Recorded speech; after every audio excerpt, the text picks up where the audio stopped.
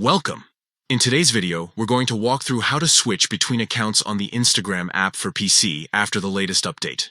If you manage multiple accounts for work, side projects, or just want to keep personal and business accounts separate, this update makes moving from one profile to another super quick and easy.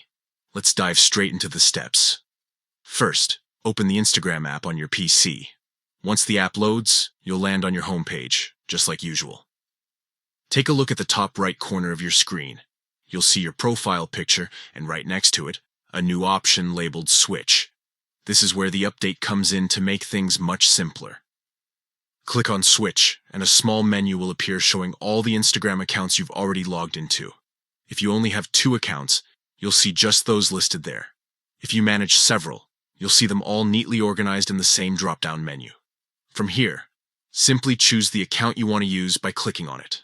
Instantly, Instagram will refresh and take you directly into that account. You won't need to type in your username or password again, as long as you've already logged in on that device before. One of the nice things about this update is how seamless the process is. No pop-ups asking if you're sure, no waiting between logins. The moment you click on the account, you're in and ready to explore your feed, post content, or check messages. This feature is especially helpful for creators, business owners, or anyone juggling multiple profiles.